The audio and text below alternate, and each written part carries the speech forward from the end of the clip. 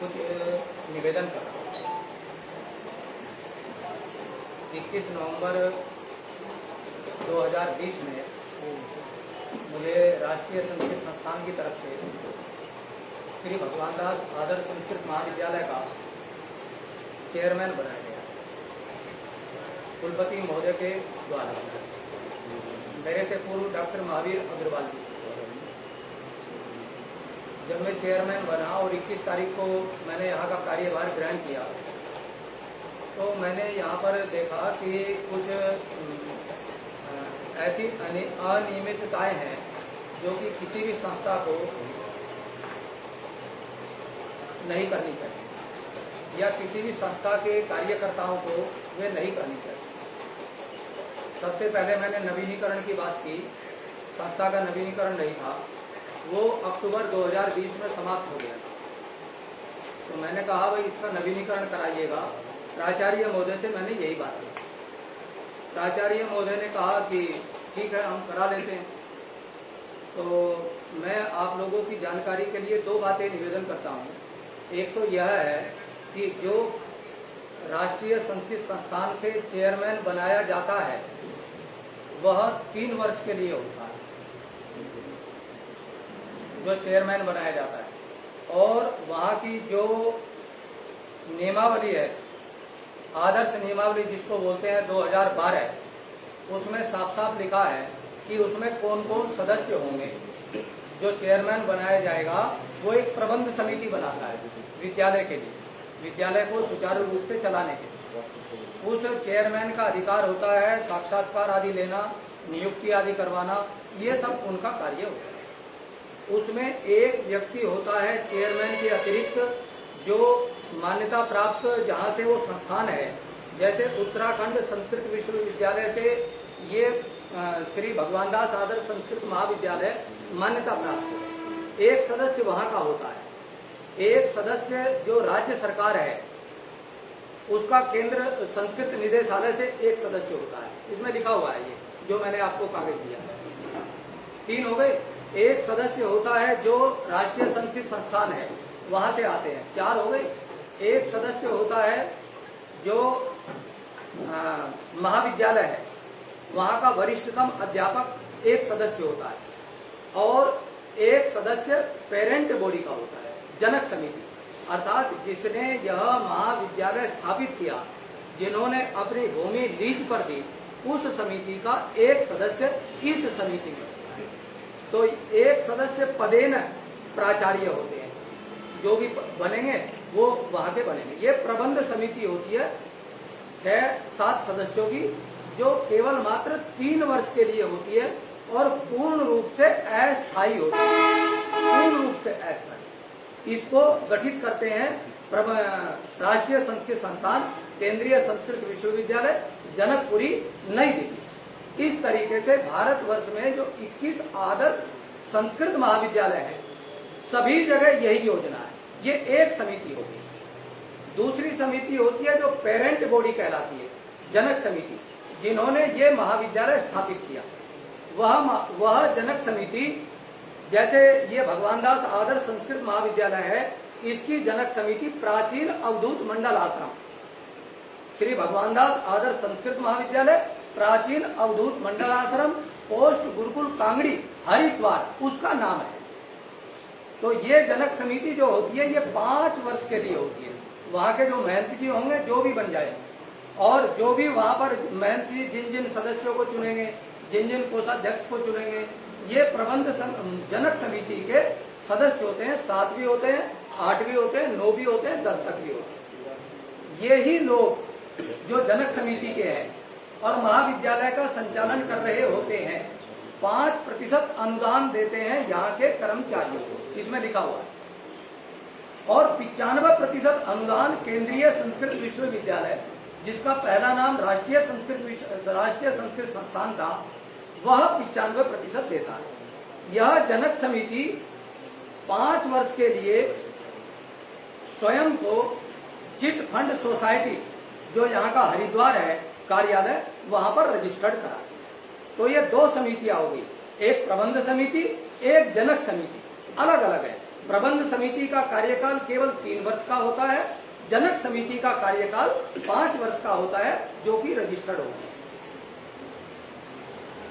1965 से लेकर के यही परियोजना नित्य निरंतर चलती रही। 1978 में ये आदर्श योजना में आ गया, जिसको राष्ट्रीय संस्कृत संस्थान बोलते हैं, और वहां पर ये इसको अनुदान देने लगे। किंतु क्या हुआ कि चलते चलते 1985-86 ऐसे चलते चलते 2015 तक जो यहाँ के महंत जी थे, उन्होंने इसको रजिस्टर्ड 5-5 वर्ष के लिए कराते चले गए। दुर्भाग्य से 2013 में महंत जी ब्रह्मलीन हो गए।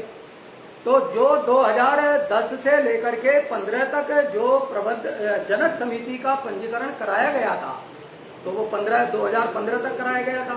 और इसी बीच में 2016 में डॉक्टर महावीर अग्रवाल जी, जो उत्तराखंड संस्कृत विश्वविद्यालय के पूर्व कुलपति भी रहे और गुरुकुल कांगड़ी विश्वविद्यालय के कुलसचिव भी रहे और यहाँ के आचार्य भी रहे, और इस समय में भी वो एक बड़े संस्थान में कार्य कर रहे हैं संत जी के यहाँ पर। उन्होंने 2016 में आकर के क्या किया कि वहां से प्रबंध समिति के अध्यक्ष स्वयं बने, जो बनाया गया उन्हें, और फिर उन्होंने अपने ये 7 सदस्यों को बना लिया, और इन 7 सदस्यों के साथ ही स्वयं को जो 3 वर्ष के लिए थे, जनक समिति की जगह चिट फंड सोसाइटी में जाकर के रजिस्टर्ड करवा दिया। अर्थात श्री भगवान दास आदर्श संस्कृत महाविद्यालय, प्राचीन अवधूत मंडल आश्रम, पोस्ट गुरुकुल कांगड़ी जो जनक समिति है, उसके स्वयं अध्यक्ष बन करके इन्होंने 5 वर्ष के लिए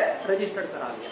इसमें ये लोग थे महाविद्यालय से, श्री भोला झा जी भी थे, पदेन सचिव थे, डॉक्टर महावीर अग्रवाल जी तो अध्यक्ष थे ही, अरविंद नारायण मिश्र जी भी थे, और शैलेश तिवारी जी भी थे, निरंजन मिश्र जी का भी उसमें नाम है, साफ साफ आया हुआ है, और क्या नाम है, एक और थे, अजय चोपड़ा जी थे, विनय बगई भी हैं, दिल्ली के कुछ लोग हैं।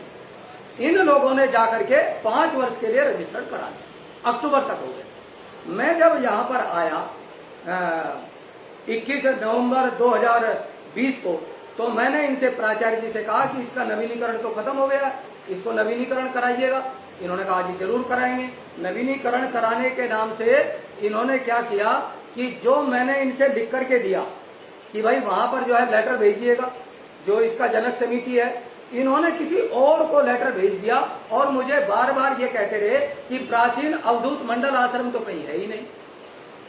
डाकिया ने आकर के कह दिया ये कहीं मिला ही नहीं, जबकि प्राचीन अवधूत मंडल आश्रम को इन्हीं के जो पूर्व प्राचार्य जी हैं, वे पत्र लिख रहे हैं कि 5% अनुदान हमें दीजिएगा। इसमें लगा हुआ है वो लेटर, 5% अनुदान हमें दीजिएगा, 95% हमें वहां से आना है। किंतु दुर्भाग्य यह देखिएगा कि सड़क के इधर पार भगवान दास संस्कृत महाविद्यालय के माननीय प्रभारी प्राचार्य जी को ये प्राचीन अवधूत मंडल आश्रम ही नहीं मिलकर दे रहा है। वो कह रहे हैं हमें पता ही नहीं है कि कहाँ है जी। तो ये बार बार जब चलता रहा, तो ये धीरे धीरे इन्होंने क्या किया कि ये एक पक्ष करके, मैंने इन्हें बहुत समझाया कि आप किसी के पक्षकार मत बनो, आप सरकारी कर्मचारी हो, सरकारी कर्मचारी को कभी भी बिना बात के पक्षकार नहीं बनना चाहिए, हम सर्विस करने के लिए आए। ये मान करके नहीं दिए, और इन्होंने पत्र बिल्कुल भी मातृ संस्था को नहीं भेजा, और स्वयं में रजिस्टर्ड होने की तैयारी इन्होंने कर ली। इसके बाद क्या होता है कि मैं दूसरा प्रसंग फिर देखता हूं, ये तो नवीनीकरण की प्रक्रिया हो गई, और दूसरा इन्होंने मातृ संस्था का जो प्रतिनिधि होता है उसमें पहले जो 2015 से 16 से लेकर के 2020 तक जो नवीनीकरण कराया संस्था का, उसमें जो है मातृ संस्था का कोई प्रतिनिधि नहीं रखा, खेल ही खत्म कर दिया मातृ संस्था का। मुझे कहने लगे अंत में जाकर के कि 2012 की स्कीम में जो राष्ट्रीय संस्कृत संस्थान की है, उसमें मातृ संस्था का कोई रोल ही नहीं है। मैंने कहा लाइएगा कहाँ नहीं है, तो इन्होंने उसे लाने में मुझे आनाकानी करते रहे। तो मैंने राष्ट्रीय संस्कृत संस्थान से मंगाई, और जिसमें ये साफ साफ लिखा है 8.4 में कि मातृ संस्था से एक सदस्य प्रबंध समिति में होगा। ये साफ साफ लिखा हुआ है, देख लीजिएगा, इसमें 8.4 है। इसके बाद भी जो है इसे नकारते रहे, कह रहे हम पत्र नहीं भेजेंगे जी। अंत में जाकर के प्रभारी प्राचार्य जी ने मुझे मौखिक रूप से, डॉक्टर निरंजन मिश्रा जी ने ये कह दिया, आप कुछ भी कर लीजिएगा, रूपेंद्र प्रकाश को हम इस भगवान दास संस्कृत महाविद्यालय में घुसने नहीं देंगे। मैंने कहा ये तो आप विवाद में डाल रहे हो, ऐसे क्यों कर रहे हो? कह रहे नहीं, जो हम कह रहे हैं वही चलेगा और कुछ नहीं होना है यहाँ पर। मैंने कहा ये तो बड़ी भाई, ये तो दादागिरी अच्छी नहीं है, ऐसी बातें हम लोगों को ऐसे नहीं करना चाहिए। नहीं माने, कोई बात नहीं, जिसका परिणाम आज वही प्रदर्शित हो रहा है और कोई परिणाम नहीं है। मातृ संस्था को न, भारत में 21 आदर्श पाठशालाएं हैं इसी तरीके की। उसी समय से मैंने सभी को पत्र लिख करके पूछा कि मातृ संस्था का कोई रोल है या नहीं। सबने कहा हमारे यहाँ तो मातृ संस्था है, कैसे रोल नहीं है? 5% हम अनुदान कहाँ से लेंगे जो हमारे वेतन में लगता है? तो सभी ने यही उत्तर दिया, किंतु इनको नहीं समझ में आ रहा था। कोई बात नहीं। इसके बाद एक प्रसंग मेरे सामने और आता है स्ववित्त पोषित का। स्ववित्त पोषित बोलते हैं सेल्फ फाइनेंस। 21 जो आदर्श पाठशालाएं हैं भारतवर्ष में, जो मानव संसाधन विकास मंत्रालय से अनुदानित होकर के केंद्रीय संस्कृत विश्वविद्यालय, राष्ट्रीय संस्कृत संस्थान जिनकी व्यवस्था करता है, कोई भी 21 आदर्श पाठशाला स्ववित्त पोषित पाठ्यक्रम नहीं चलाती है। क्यों? क्योंकि सारा अनुदान वहां से मिल जाता है, तो फिर क्यों चलाएंगे? किंतु इन्होंने क्या किया कि 2016 में डॉक्टर महावीर अग्रवाल जी और डॉक्टर भोला झा जी, ये सारे कई सारे मिलकर के, उसमें ये भी है, निरंजन मिश्रा जी भी है, इन्होंने मिलकर के ये उत्तराखंड संस्कृत विश्वविद्यालय में एक आवेदन पत्र देते हैं कि हमें स्ववित्त पोषित पाठ्यक्रम योग विभाग में, वास्तुशास्त्र में, ज्योतिष शास्त्र में चलाने के लिए मान्यता दी जाए। उस पत्रावली का मैंने निरीक्षण किया अच्छे तरीके से, मैंने वो मंगाई। कहीं पर भी पेरेंट्स बॉडी, जनक समिति का कोई भी प्रस्ताव उस मान्यता लेने के लिए पत्रावली में नहीं लगा हुआ है। एक छात्र से 17,500 रुपए लेते हैं। 40 सीट इन्हें योग विभाग का पाठ्यक्रम चलाने के लिए मिली, 40 सीट द्वितीय वर्ष में लगी, 40 सीट प्रथम वर्ष में, 40 सीट जो है डिप्लोमा के लिए, वास्तु शास्त्र के लिए भी ऐसे ही, ज्योतिष शास्त्र के लिए भी ऐसे ही। 17,500 रुपए लेकर के एक छात्र से कितना बैठा, उसका इन्होंने अपना खाना पीना, खाता पाता सब खोल खाल करके कहां पर कार्यक्रम चल रहा था। मैंने कहा वो पत्रावली दिखाइएगा, कोई पत्रावली दिखाने के लिए ये लोग तैयार नहीं हुए। आने वाले समय में, मैं नहीं कहता, आने वाले समय में उस वित्त की अनियमितता का, दुरुपयोग का भंडाफोड़ भी निश्चित रूप से होगा, क्योंकि जनक समिति को पूछे बिना इन्होंने उस महाविद्यालय में कार्यक्रम कर दिया। उस पत्रावली में ये क्या करते हैं, जो भगवान दास आदर्श संस्कृत महाविद्यालय प्राचीन अवधूत मंडल आश्रम से बनी है, श्री उत्तराखंड संस्कृत विश्वविद्यालय को योग की मान्यता लेने के लिए उसी 18 कमरों को, भगवान दास के संस्कृत महाविद्यालय के उसी बिल्डिंग को, उसी फर्नीचर को इस रूप में दिखाते हैं जैसे ये योग के लिए इन्होंने तैयार किया। ऐसे ऐसे अध्यापक रख लिए गए जो कि यूजीसी के नियमों के पूर्णतः विपरीत हैं। यूजीसी का नियम है नेट क्वालिफाइड हो, पीएचडी, कोई नहीं। एक अध्यापक को छोड़ करके कोई अध्यापक इस प्रकार का नहीं था योग में जो कि यूजीसी के नियमों को अनुकूल रखा जाता हो। केवल कमाने के लिए संस्थाएं बनाई गई, जबकि जब भगवान दास संस्कृत महाविद्यालय की स्थापना की गई, उस संस्था के उद्देश्य में लिखा हुआ है केवल मात्र संस्कृत और संस्कृति, भारतीय सभ्यता को प्रचार और प्रसार करने के लिए ब्रह्मचारियों के आवास और सन्यासियों के आवास, निःशुल्क भोजन के साथ इस संस्था की स्थापना की जा रही है। और ये उद्देश्य और इस संस्था का नाम अपरिवर्तनीय है। तो आपने कैसे कमाने के लिए कर लिया भाई, ये पैसे कमाने के लिए थोड़ी होती है संस्कृत महाविद्यालय, ये तो राष्ट्र और सभ्यता और संस्कृति के प्रचार और प्रसार के लिए होती है। भारत में जो 21 आदर्श पाठशालाएं हैं, 21 में से केवल भगवान दास संस्कृत महाविद्यालय को पैसों की जरूरत पड़ गई, 20 को नहीं पड़ी। इसीलिए भी स्ववित्त पोषित पाठ्यक्रम संचालित नहीं किए। एक प्रकरण ये मेरे सामने आया जो मुझे अच्छा नहीं लगा और इसकी पत्रावली मेरे सामने इन लोगों ने बिल्कुल भी नहीं रखी। तीसरा प्रकरण एक और आया था मेरे आने से पहले, बहुत पहले जुलाई से एक आरटीआई चल रही थी। कोई भूपेंद्र कुमार नाम के व्यक्ति हैं, उन्होंने आरटीआई मांगी थी कि यहाँ पर जो डॉक्टर रविंद्र कुमार जी नियुक्त हैं उनके बारे में उन्होंने क्या क्या डिग्रियां प्राप्त की है ये बताया जाए। यही तो पूछा जा रहा था भाई ये 10वीं कहाँ से है, 12वीं कहाँ से है और बीए एमए कहाँ से किया, किस विषय से है, वो नहीं दिया इन्होंने। उसने फिर फर्स्ट अपील में डाल दी, वो उसका उत्तर फिर भी कुछ नहीं दिया। उसने फिर से फर्स्ट अपील में डाली, वो उत्तर घूम फिर करके जो है नहीं आया। फिर से उसने जो है राष्ट्रीय संस्कृत संस्थान से लिखा और राष्ट्रीय संस्कृत संस्थान ने मुझे आदेशित किया कि अध्यक्ष इसका उत्तर दे, क्योंकि मैं फर्स्ट अपील वाला था। जो कि वहां का चेयरमैन होता है वो फर्स्ट अपील होता है। डॉक्टर महावीर अग्रवाल ने भी उसमें लिख रखा है कि उत्तर दिया जाए, नहीं दिया।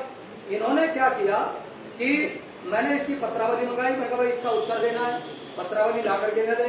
एक बार कहा, 2 बार कहा, नहीं ला करके दी, नहीं ला करके दी। कहते हैं जी उसकी उत्तर देने की कोई जरूरत नहीं है। मैंने कहा ऐसा नियम नहीं है। सूचना का अधिकार अधिनियम 2005 भारतीय संविधान के अनुसार नियम है, संविधान है, इसकी अवहेलना हम लोग नहीं करेंगे। क्यों हम किसी के पार्टी पक्षधर बन करके खड़े हो जाए। मेरे कई बार कहने और लिखने के उपरांत इन्होंने एक उसकी पर्सनल फाइल मुझे ला करके दी। जब मैंने पर्सनल फाइल पढ़ी तो आप लोगों को भी आश्चर्य होगा। उस पर्सनल फाइल में रविंद्र कुमार ने, जो कि यहाँ पर व्याकरण पढ़ाते हैं और व्याकरण में भी नव्य व्याकरण पढ़ाते हैं, उनके पास नव्य व्याकरण से आचार्य की कोई डिग्री नहीं। मेरे जमीन तो मेरी खिसक गई। मैंने कहा ये क्या उत्तर दिया इन लोगों। और कब से चल रहा था जी? कब से चल रहा था? ये 2012 में नियुक्ति हुई थी जी। अब ये तो 12 के बाद ही इस तरह का हल्ला। हाँ जी हाँ। अच्छा, दूसरा आश्चर्य ये, आप लोग सब पढ़े लिखे हैं, समझदार हैं और महर्षि नारद के अनुयायी हैं हम लोग भी। मैं भी 2 पत्रिकाओं का संपादक हूँ जो गुरुकुल विश्वविद्यालय में निकलती हैं।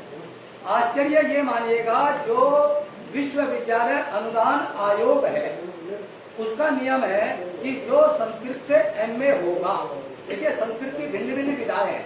जैसे विज्ञान कह लीजिएगा, विज्ञान की भिन्न भिन्न विधाएं हैं, ये फिजिक्स से है, ये केमिस्ट्री से है, ये बायो से है, इसी तरीके से भिन्न भिन्न है। संस्कृत की भी ऐसे ही है। जो केवल संस्कृत से एमए होता है, जैसे गुरुकुल कांगड़ी विश्वविद्यालय एमए कराता है, श्रीनगर हेमवती नंदन बहुगुणा श्रीनगर गढ़वाल विश्वविद्यालय एमए कराता है, कुमाऊं विश्वविद्यालय एमए कराता है संस्कृत से। इन विश्वविद्यालयों से स्नातकोत्तर किया हुआ, एमए किया हुआ व्यक्ति जब यूजीसी की नेट परीक्षा उत्तीर्ण करेगा 25 कोट से करेगा। किंतु श्री लाल बहादुर शास्त्री राष्ट्रीय संस्कृत विद्यापीठ दिल्ली, केंद्रीय संस्कृत विद्यापीठ जनकपुरी दिल्ली, जगन्नाथपुरी संस्कृत विश्वविद्यालय जगन्नाथपुरी पुरी उड़ीसा, दरभंगा संस्कृत विश्वविद्यालय बिहार, उत्तराखंड संस्कृत विश्वविद्यालय बहादुराबाद हरिद्वार उत्तराखंड। यहाँ से जब स्नातकोत्तर करेगा, ज्योतिष से आचार्य करे या व्याकरण से आचार्य करे या नव्य व्याकरण से आचार्य करे या वास्तुशास्त्र से आचार्य करे, मैंने 36 विषयों से आचार्य करेगा, 36 विषयों से आचार्य करेगा। उन विषयों में 25 कोड न होकर के यूजीसी परीक्षा का 73 कोड होगा। वो 73 कोड वाला ही इन विश्वविद्यालयों में या इनके अंतर्गत जो महाविद्यालय हैं उनमें नियुक्त होता है। रविंद्र कुमार जी के पास वो 73 कोड वाली उत्तीर्ण नहीं थी, 25 कोड वाली थी और एमए केवल मात्र संस्कृत से हो गई जी नियुक्ति। इस विषय में बड़ा बखेड़ा खड़ा हो गया और ये यहाँ तक उतर आए कि ये इस तरीके से हमारे साथ व्यवहार कर रहे हैं, अब इन अध्यक्ष को ही हटवाया जाए। इन्होंने पत्रबाजी करनी शुरू कर दी, ये ऐसे है, ये ऐसे है, इनके साथ कॉलोनी में कोई बात, दूसरों के नाम से कॉलोनी में इनके साथ कोई बात नहीं करता है, ये अच्छे आदमी नहीं है, इनका आचरण अच्छा नहीं है। ये उस शिकायती पत्र को मैंने भी पढ़ा है, एक है वो 25 पॉइंट रखे गए। इसी तरीके से मुझे फिर कुलपति केंद्रीय संस्कृत विश्वविद्यालय का फोन आया कि ऐसे ऐसे जो है ये आप पत्रावली आदि मत देखो डॉक्टर साहब, क्या करना है, इन्हें रहने दीजिएगा। मैं कहा जी मैं नहीं देख रहा हूँ, ये जो RTI है इसका केवल उत्तर दिया जा रहा है, आप इसका उत्तर। कहने लगे नहीं नहीं छोड़िएगा, रहने दीजिएगा। मैं कहा छोड़ दीजिएगा, मैं उसके बाद छोड़ दिया। किंतु ये इस एक प्रकरण से ये तीनों के तीनों प्राचार्य जी, एक साथ में है सिद्धदेव जी और एक स्वयं रविंद्र कुमार, ये पूरे तरीके से विरोध में आ गए।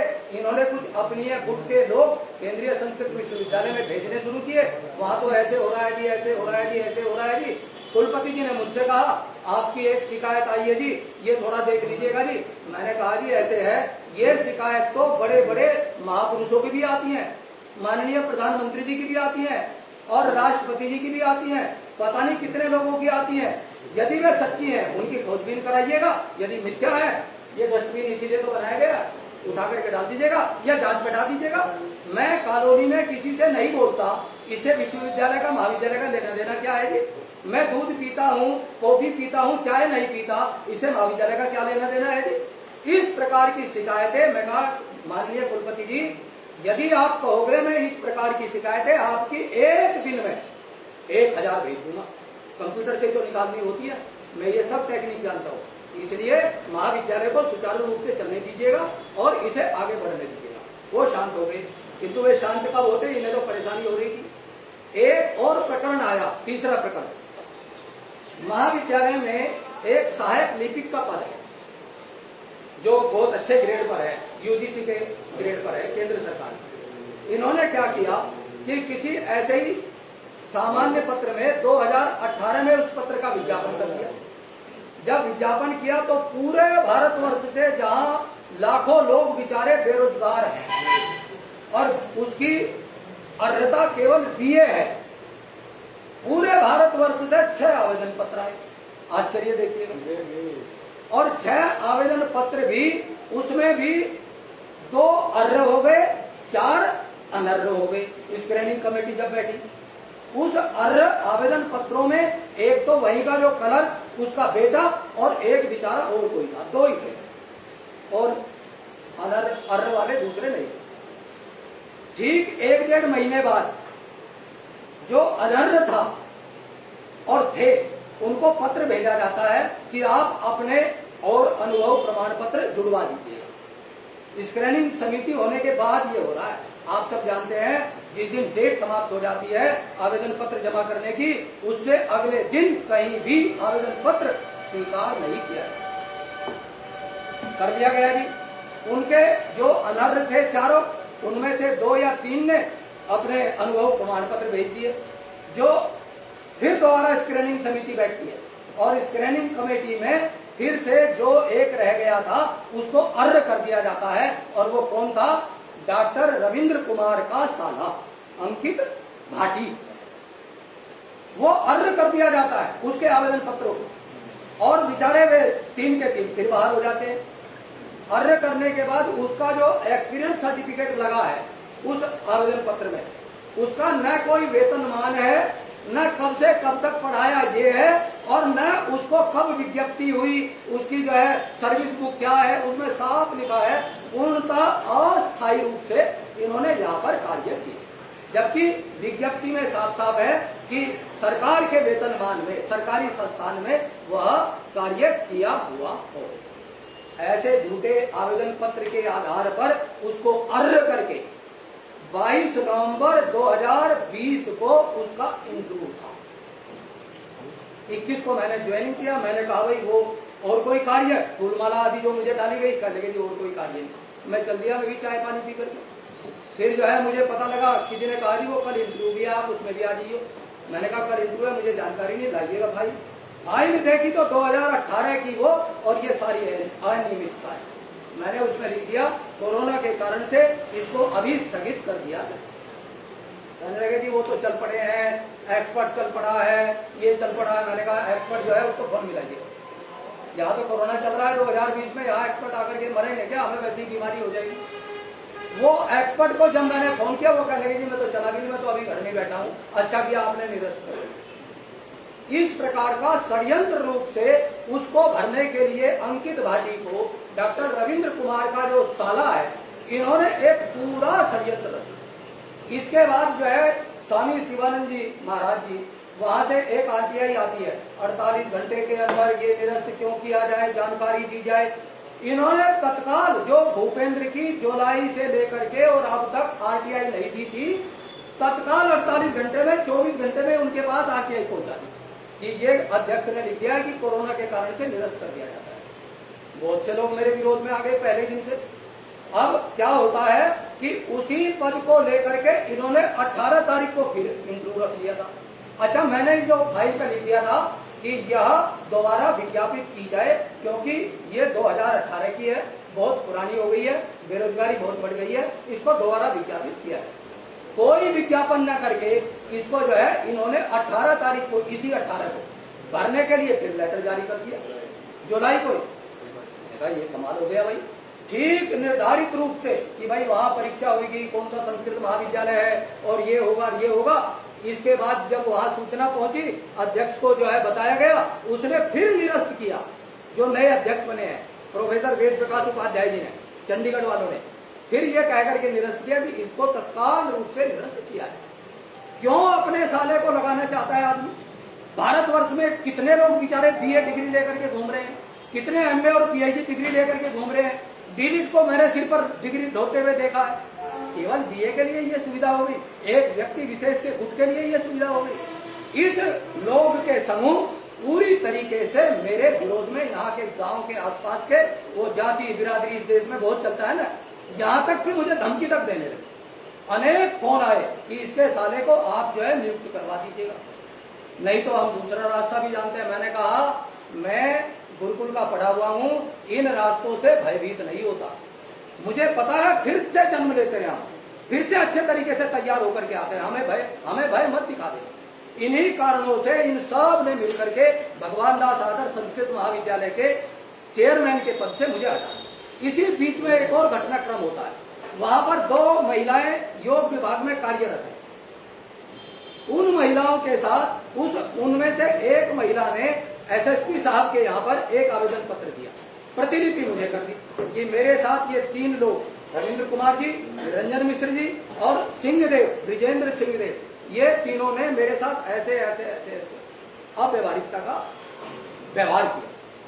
प्रतिलिपि मुझे जब की तो मैंने केंद्रीय संस्कृत विश्वविद्यालय के माननीय कुलपति जी को लिखा कि ऐसे ऐसे पत्र आया है, आप इसमें मुझे तत्काल निर्देश देने का कष्ट करें या कोई अपना सदस्य वहां से प्रेषित करने का कष्ट करें। 7 दिन तक उन्होंने कुछ नहीं किया। मैंने एक समिति गठित कर दी जो कि सरकारी समिति थी, यहाँ से जो भी सरकारी वकील होते हैं वे सब थे, और उनमें 2 महिलाएं भी थी, सूचना जिला सूचना अधिकारी भी थी, वो रचना क्या नाम है अर्चना जी, वे उसकी अध्यक्ष बना दी गई। क्योंकि नियम है सरकार का, जो ये कांड हुआ था दिल्ली में, इसके बाद नियम बना था कि महिलाओं को भी उसमें रखा गया। अच्छा गुरुजी, आपके आदेश मान ही नहीं रहे थे? बिल्कुल नहीं, कोई फाइल तैयार ला करके तैयार करने को नहीं थी। इन्होंने शुरू से निश्चय कर लिया था। जो अरेस्टिंग हुई जी, ठीक हुई, मैंने संविधान के अनुसार। आपने बात कही कि जब आपने 2020 में यहाँ कमान संभाली, उसके बाद ही आपने पूरा संस्था का घोटाला पकड़ा कि ऐसे ऐसे संस्था। हाँ, उससे पहले मुझे पता ही नहीं था। नहीं, उससे पहले आपको भी पता था या वो ही पता ही नहीं चला? नहीं, मुझे जानकारी नहीं थी, क्योंकि मुझे तो 20 नवंबर 2020 के बाद पता लगा। हाँ, मुझे जानकारी, मैं तो मुकदमा तो 2019 में चल गया था। हाँ, मुझे जानकारी नहीं थी। 2019 में इसका मुकदमा दर्ज हो गया था। जी जी। तो इसमें आपने क्या करा है? तो पहले से ही और करा था? नहीं, मैं वो नहीं कह रहा हूँ कि मैंने कुछ किया, मैंने कुछ नहीं किया।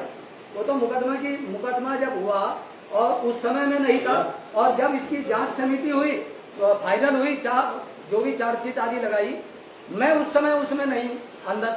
मैं तो भगवान दास आदर्श संस्कृत महाविद्यालय का चेयरमैन राष्ट्रीय संस्कृत संस्थान की तरफ से रहा, उसलिए इस कारण से इस वास्तविकता को मैं जनता के सामने लाने के लिए आज। तो गिरफ्तारी हो गई उनकी, क्या मांगे हैं? अब आप प्रेस करने का मकसद क्या है? मेरा मकसद ये था कि इसमें ये घोटाले चले, और ये जो कार्य हुआ ये तो बहुत पहले ही होना ये था। आपने पुलिस को बता दिया? आपने भी एक हाँ, बात मैंने कही। पुलिस को भी अपना आपने एक बयान बात कही, मेरे को धमकी दी, मैं देख लूंगा। आपने पुलिस में शिकायत की? नहीं, मैं इस चीज की क्या शिकायत करता हूँ, ये नहीं कि मैं देख लूंगा, मुझे ये धमकी दी आप इनके साले को नियुक्त कर दीजिएगा, नहीं तो हम आगे की भी कार्यवाही जानते हैं। आगे की कर रहा था जी, है जी, वो आता है पूरी कर ही रहा था। हाँ। तो उसमें ईगो वाली क्या बात थी? कर देते आपने, अर्हताएं पूरी नहीं कर रहा था ना। क्या करनी थी उसमें? किसमें? उसमें- सहायक लिपिक में। हाँ। उसका वेतनमान कहाँ है? उसमें अनुभव प्रमाण पत्र में। और सब पूरी कर रहे थे? वो केवल एक ही व्यक्ति कर रहा था। अच्छा, एक हाँ जी, व्यक्ति कर रहा था। और था ही नहीं कुछ भी। एक व्यक्ति के आधार पर कैसे आप इंटरव्यू ले लोगे? और 2018 की पोस्ट का अब आप इंटरव्यू कर रहे हो? ये सारे मसले ना, ये सारे ऐसे हैं, क्या बोलते हैं, जी जी, मुकदमे वाले हैं और कानून वाले हैं। इसमें ये सब चीजें जो है ना, वो मुझे लगता है कि उसकी आवश्यकता नहीं है। आपको सीधे या तो मुकदमे जाना, मुकदमा करना चाहिए, कोर्ट में जाना नहीं, चाहिए। मैं तो पहले तो ही नहीं समझाता ना जो मैं अपने साथी हैं। मुझे तो मुकदमा तो वो करवाए जो है, क्या नाम इसका, जो पेरेंट बॉडी है, मैं क्यों उसमें झगड़े। पेरेंट बॉडी को उन्होंने डिक्लाइन कर ही दिया। पेरेंट बॉडी को उन्होंने कह दिया कि हम प्राचीन अवधूत मंडल आश्रम कोई नहीं जानते। कहा कि वो हम चिट्ठी भेज रहे बोल रहे ना, हैं जी, तो बोलना चाहिए। क्या करें? उन्होंने मुकदमा करा था 2019 में, मुकदमा करा था 2019 बस फिर तो मैं आपकी अपीयरेंस तो एक गेस्ट अपीयरेंस की तरह ही आप अपना निकल गए, बाकी काम तो उसमें करना है। हाँ, मैं तो निकल अब गया। आपका ये कहना है कि महावीर अग्रवाल को भी गिरफ्तार किया जाएगा? नहीं, मैं महावीर अग्रवाल जी को नहीं कह रहा हूँ, मैं कह रहा हूँ आप निरंजन मिश्रा जी एसपी का आपसे तो वही है। जो मैं अपना वाक्य मेरी पूरा बात आप सुन लीजिए। मैं वाक्य पूरा कर मेरी बात नहीं। हाँ, चलिए। आपने कहा कि निरंजन मिश्रा की अरेस्टिंग सही हुई, जबकि निरंजन मिश्रा इस मुकदमे में नामजद तक नहीं है। ठीक है, आपका ये कहना है कि उन्होंने संस्था में गोलमाल करके सब कुछ दिखा दिया, जबकि महावीर अग्रवाल इस मुकदमे में अरेस्टिंग है। आप उन्हें क्लीन चिट दे रहे हो। नहीं, मैं नहीं दे रहा हूँ, मैं कह रहा हूँ, आप कह रहे हैं अरेस्टिंग हो, तो आप कहना क्या चाह रहे हो? मैं ये कह रहा हूँ और भी है जी, बॉडी के अध्यक्ष तो वही है। मैं ये कह अग्रवाल जी। वही तो मैं बता रहा हूँ, मैं वही निवेदन कर रहा हूँ, जो और भी दोषी हैं अभी और भी निकलेंगे। हाँ, मुझे पता है, क्योंकि जब आपके पास मातृ संस्था का प्रस्ताव नहीं था तो आपने इनको मान्यता कैसे दे? अभी तो बहुत निकल करके आएंगे, इनको मान्यता कैसे दे? उनकी भी गिरफ्तारी हो, दूसरों की भी गिरफ्तारी हो। होएगी अभी। महावीर अग्रवाल जी की भी गिरफ्तारी होनी चाहिए 100%, और दूसरों की भी। 100%। दूसरों के नाम बताओ कौन कौन? दूसरों का नाम उसमें कई सारे वो तो कई सारे हैं। डॉक्टर महावीर अग्रवाल जी जो पूर्व कुलपति, और क्या नाम इसका भोला झा जी जो पूर्व प्राचार्य जो समिति के क्या नाम है जिन्होंने कागज आदि बढ़ाए, और अरविंद और हाँ, और एक और वो शैलेश तिवारी, और एक और है, वे कई सारे हैं उसमें FIR में है। उससे हमें खैर मुझे कुछ लेना देना नहीं, मैं तो अपनी वस्तु स्थिति बता रहा हूँ। मैंने उन महिलाओं की जो वो जांच समिति जो सरकारी थी उन्होंने सौंपी, और निरंजन मिश्रा जी ने उस समिति को एक तरफ नहीं किया। यही होता है क्या भारतवर्ष में मातृशक्ति का यही सम्मान होता है क्या? भाई साहब, ये दिन आना ही था, अभी और भी आएगा। संस्कृत के विद्वान की बात रही, क्या इस देश में ये 2-4 ही विद्वान रह गए? और विद्वान नहीं है? ये मेरे गुरुजी हैं प्रोफेसर मनदेव बंधु जी, संस्कृत, हिंदी, अंग्रेजी, पंजाबी, अनेक भाषाओं के विद्वान, और अनेक विषयों से MA, अनेक विषयों से PhD, ये विद्वान नहीं है क्या? क्या एक घास छीलने वाला व्यक्ति अपने विषय का विद्वान नहीं है क्या? क्या एक पत्रकारिता करने वाला व्यक्ति अपने विषय का विद्वान नहीं है क्या? किंतु महर्षि मनु लिखते हैं, जो विद्वान व्यक्ति गलत कार्य करे उसको दंड 10 गुना अत्यधिक दिया जाए। अच्छा, जांच समिति में उन्होंने क्या रिपोर्ट भेजी थी आपको? दोषी माना था? हाँ, उनको दोषी माना गया था। आपने मुकदमा क्यों लिखवा? मैं तो मुकदमा तो जो है पहले इनको सौंपूंगा ना, मैं इनकी तरफ से जाएगा ना मुकदमा लिखवाने के लिए, तो प्रक्रिया आगे होगी। मैं तो फिर तब तक हटा ही दिया था। हाँ, मुझे तो अपने घर बैठा दिया इन्होंने। महिलाओं की शिकायत थाने में कराते? थाने में भी वो SSP साहब के यहाँ उन्होंने भेजी थी। हाँ, मुझे नहीं भेजी, मुझे तो प्रतिलिपि की। चेयरमैन होने के नाते मैंने उसकी व्यवस्था कर दी। ये प्रकरण अब तो अदालत में चल रहा है, पुलिस में पहुंच गया, सब कुछ चल रहा है। जी सर। ये बस की स्थिति आप प्रेस के सामने क्यों लेके आए हो? मैं इसलिए लेके आया क्योंकि इसमें एक संत ने मेरा भी बीच में नाम रखा है, और जबकि ये मैं किसी संत, मेरे माता पिता के संस्कार ऐसे नहीं है कि मैं किसी भी संत के बारे में कुछ कहूँ ना। हमें आप लोगों को भी, सभी को, किसी को, हमारे से बड़े होते हैं। मतलब वो संत ठीक है या नहीं है? नहीं, मैं ये ऐसे नहीं कह सकता ना, संत तो संत है, मैं नहीं कह सकता ना। मेरे माता पिता ने मुझे संत के ऊपर टिप्पणी करने का कोई अधिकार नहीं। तो किंतु मैं इसमें बीच में जो है कहीं ना कहीं अध्यक्ष रहा, चेयरमैन रहा, और जनता इस समय में भ्रमित हो रही है। छात्र भी बैठ रहे हैं बेचारे, वो भी बच्चे वो धरना दे रहे हैं। उनको कह करके बरगला करके यदि जांच अच्छे तरीके से चल जाए तो इन्हीं 4-5 अध्यापकों के फोन सभी छात्रों के पास पहुंचे हुए मिलेंगे और कोई नहीं है बरगलाने का। यदि जांच उच्च स्तरीय हो जाए। जब आप अध्यक्ष रहे उस समय आपने प्रकरण क्यों नहीं प्रेस में रखा? मैंने तो प्रेस में सर जी मुझे तो करने का समय नहीं दिया, अभी तो मैं तो खोज भी नहीं कर रहा था, तब तक तो आरटीआई आदेश इन्होंने 3 साल जांच में गुजार दिए। नहीं, 3 साल कहाँ हुए? अच्छा, आप जो ये कह रहे हैं कि बच्चों को 3 साल नहीं हुए। मैं 21 नवंबर को लगा और 4 फरवरी को मुझे हटा दिया गया। 3 महीने 3 साल कहाँ गुजरे मुझे? 3 साल भाई साहब जिस दिन गुजर जाएंगे, जैसे ईंट के खेत में पानी भरते हैं ना जब चूहे निकलते हैं, ऐसे ही जो बदमाश है जो इस प्रकार के कार्य करते हैं संस्थाओं के साथ, निकल करके बाहर आए। आप एक संस्कृति उस समय रक्षा मेरी आप लोग कीजिएगा। भाई साहब, आप संस्कृति के पीछे हाँ, मैं अध्यापक बच्चे आंदोलन कर रहे हैं, इनको आपने समझाने का प्रयास किया, वहाँ जाके सच्चाई बताने का कोशिश की? इन लोगों को देखिएगा, ये तो जब इस क्या नाम है, इन लोगों ने जो न्याय व्यवस्था को लोग जो है दोष दे रहे हैं, ठीक है, पुलिस प्रशासन को लोग दोष दे रहे हैं, इस व्यवस्था को दोष क्यों नहीं दे रहे? आपका कहने का मतलब ये है कि ये जो प्रकरण है खाली एक आदमी की अरेस्टिंग तक ही सीमित ना हो, पूरे मामले की जांच होनी चाहिए 100%। और होएगी वो अभी शांति के साथ चार्जशीट सौंप दी जाए तब देखिएगा। अच्छा, डॉक्टर महावीर अग्रवाल जी, डॉक्टर भोला झा जी, इन लोगों ने क्या किया कि जो स्ववित्त पोषित पाठ्यक्रम है उसी में से पैसा निकाल करके अपनी माननीय न्यायालय में जाकर के जो खर्चा किया गया है, अरेस्टिंग स्टे लाया गया है, उसी में से ला रहे हैं। आपने घोषित कर दिया कि जितने नाम इसमें हैं जी, ये सब बदमाश हैं। ये तो देख लीजिएगा जो भी अभी आपने मैंने तो हस्ताक्षर करके दिए हैं आपको। मैं बदमाश नहीं कह रहा हूँ, मैं ये कह रहा हूँ संविधान के अनुसार कार्य नहीं किया गया, मूल संस्था के अनुसार कार्य नहीं किया। जब डॉक्टर स्वामी रूपेंद्र प्रकाश जी महाराज जी के बारे में बड़ी वैसी बातें कह रहे हैं, आप ये देखिएगा। श्री राम प्रकाश धर्मार्थ चिकित्सालय, महेंद्र राम प्रकाश धर्मार्थ चिकित्सालय चल रहा है हमारे लोगों के लिए। तो ये एक और नारा लगा रहे हैं कि यहाँ पर होटल खोला जाएगा।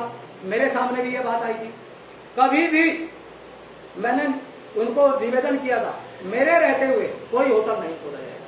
बल्कि महाराज जी ने मुझे पत्र लिखा था कि यदि आप चाहो तो 100 बच्चे संस्कृत के, 100 बच्चे व्याकरण के, 100 बच्चे हिंदी के और 100 बच्चे योग के, जो आपके यहाँ पर 400-450 बच्चे हैं, मैं अपने आश्रम में रख करके उनको निःशुल्क भोजन, आवास, बिजली, पानी और वस्त्र तक दूंगा। उन्होंने मुझे लेटर लिखा है, आप उनको बच्चों को भेजिएगा, क्योंकि उन्होंने लिखा, क्योंकि ये हमारे मूल संविधान में लिखा हुआ है। उनके वहाँ हॉस्टल में तो सेवा भारती का कब्जा करवा दिया, हॉस्टल को आजकल हॉस्पिटल खुल गया, हॉस्टल नहीं बच्चे कहाँ रहेंगे? नहीं, वहाँ पीछे बहुत जगह बच्चे भी नहीं रह रहे हैं। बहुत जगह है वहाँ पीछे। पहले समय रहते थे वो हॉस्टल था पूरा, जी, उसमें तो आजकल वो है पूरा हॉस्पिटल खुल गया। मैं मानता हूँ, मैं मानता हूँ, किंतु पीछे जाइएगा बहुत कमरे खाली पड़े हैं जिनका दरवाजा भी नहीं खुलता है, जिसमें ये भगवान दास संस्कृत महाविद्यालय 1965 में चला करता था। वे 27 कमरे आज भी यथावत ताला लगा हुआ है। विश्राम करा दीजिएगा आप, भिजवा। महाराज जी तो तैयार है बेचारे, निःशुल्क बोले। ये 7 बच्चे तो मेरे ही रख रखे हैं उन्होंने। मेरे बच्चे यहाँ जो मेरे अंडर में पीएचडी करते हैं, सब तो वहीं के वहीं रहते हैं, खाना पीना रहना सब फ्री करते हैं। ऐसा निर्दोष व्यक्ति को दोषित करना कि वो होटल खोलेंगे, ये करेंगे, ये जिसे बोलते हैं ना, बात को बढ़ा चढ़ा करके इधर उल्टी सीधी करना, वो क्या शब्द है इसके लिए दर्शन में, बात को बिना बात के पतंगर बना देना, वितंडावाद। ये वितंडावाद अच्छा नहीं होता है किसी के लिए। और जबकि एक संस्कृत के व्यक्ति लोग हैं, छात्रों को, अध्यापकों को इस तरीके से बरकराना, मैंने बहुतों से निवेदन किया, मैंने कहा ऐसे करना अच्छा नहीं। मेरे गुरुजी भी हैं, कुछ 2 शब्द ये भी बोलेंगे। सभी पत्रकारों को नमस्ते। आचार्य जी ने मूल विषय पे बहुत कुछ बोल दिया। मैं 2-3 वाक्य सुनाऊंगा। आपके माता पिता और बच्चे बच्चों का परम कर्तव्य है माता पिता का सम्मान करना। अवधूत मंडल आश्रम ने भगवान दास विद्यालय का निर्माण किया। भगवान दास विद्यालय के अध्यापकों ने ही अवधूत मंडल आश्रम को अलग कर दिया। क्या ये मतलब उचित है? चिंतन कीजिए बैठकर। भारत सरकार और सुप्रीम कोर्ट का भी नियम है, आज की तारीख में किराएदार किराएदारी रहेगा, मकान मालिक ही रहेगा। 200 साल से अंग्रेज राज कर गए, क्या भारत के मालिक बन जाएंगे? क्या वो संभव नहीं, इसलिए चले गए। भगवान दास संस्कृत विद्यालय तो किराएदार हुआ ना, मकान मालिक कैसे? संपत्ति तो अवधूत मंडल आश्रम के नाम से है। अवधूत मंडल आश्रम के स्वामी जी को अलग कर दिया, एक कोने में डाल दिया, तो स्वामी जी को दुख नहीं होगा? चिंतन कीजिए। आप कभी अपना घर होगा कहीं ना कहीं, आप किराए पर रख रहे हैं किसी को, किराएदार घर अपना मालिक को तुम निकल जाओ। वो स्थिति ये यहाँ खड़ी हो रही है। अब बार बार कहा गया कम से कम अवधूत मंडल आश्रम का मालिक का सम्मान करो, अपने विद्यालय में बुला करके बैठाओ, माला पहनाओ, स्वागत सत्कार करो। देश का रास्ता ये बनाया गया था, परंतु नहीं। भगवान दास विद्यालय अध्यापकों ने अपने आप ये नई संस्था नई समिति बना करके रक्षण करवा दी और असली मकान मालिक को अलग किनारे कर दिया। झगड़ा यहाँ से शुरू हुआ है, देखिए। उसके बाद ये सब आ गया जितना उन्होंने सुनाया है। इसीलिए अब यहाँ पर कम से कम जो आज जो बैठे हुए हैं स्वामी रूपेंद्र जी, उनकी तरफ से कहना यह है, ये मालिक जैसे यहाँ प्रेस क्लब में बैठे हैं, प्रेस क्लब का एक मालिक तो होगा। हम तो मालिक नहीं है ना, आप तो मालिक नहीं है। ये फीस जमा करेंगे तब यह बैठक होगी, तब आप लोग आएंगे, चाय पानी पिएंगे, तो कुछ तो नियम बनेगा यहाँ पर।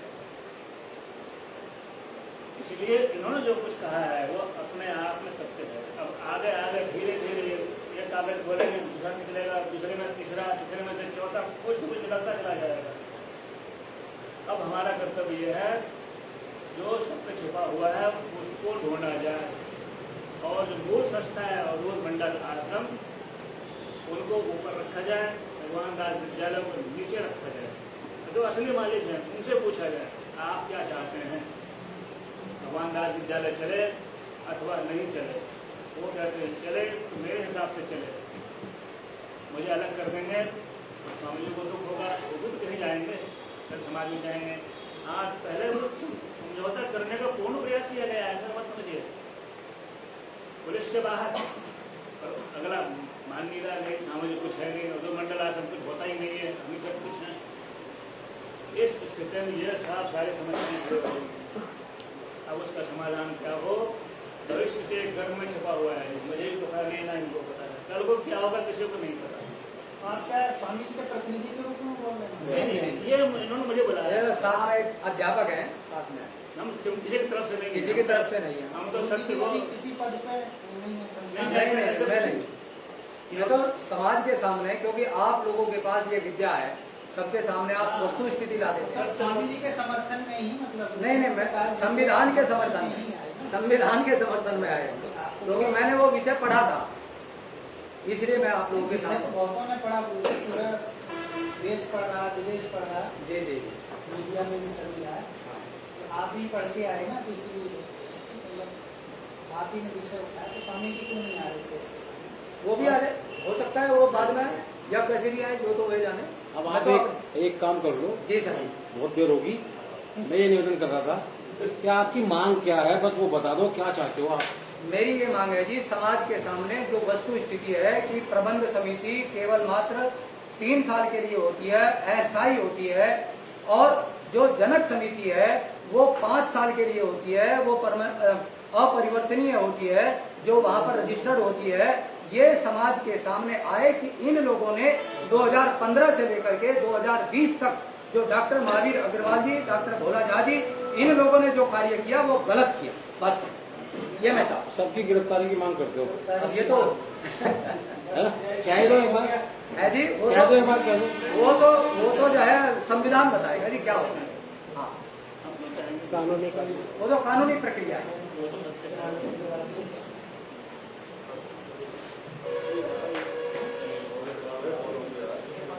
आप सबका धन्यवाद बहुत बहुत।